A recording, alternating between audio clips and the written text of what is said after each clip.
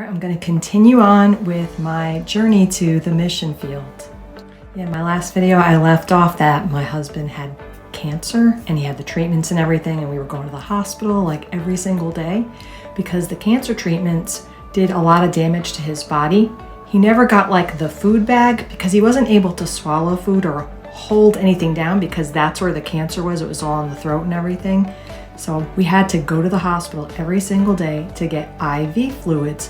I don't know why they weren't putting nutrition in his body. Like I said, he couldn't hold any food down and he had lost like 100 pounds. They said that his organs were shutting down, so they would just continue to, have us go to the hospital every day for IV fluids.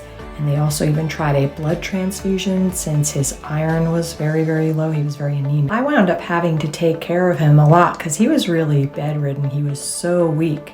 That's why I always tell people, you make sure before you get married, if that person was like bedridden in even just a few weeks, would you still marry him? And even times like that, it'll test your faith. Like Satan will just be there trying to, put lies in your head to make you very selfish and not even want to deal with this anymore.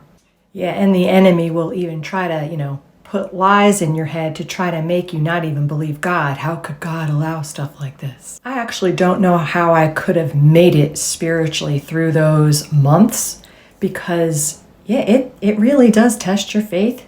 Really, times like that are really hard. But we had, people that have known us for many years ago, like Christians in the church, they were very, very supportive. And, I made sure that I was staying close with the Lord and in His Word. I strengthened myself in the Lord, like Ephesians 6 tells us to do. Before we get that armor on, we're supposed to strengthen ourselves in the Lord. And the Lord gave me strength. It was also kind of neat to see my husband go through this because, it was hard on him, but he always said, I want to suffer well. Even though he was suffering, he wanted to represent the Lord well in the midst of suffering.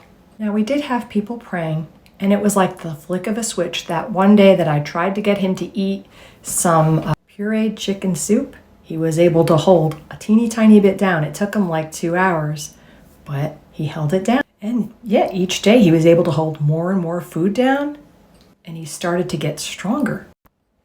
And after about 2 weeks, we could see that he was strong and that he was going to pull through. I'll do another video.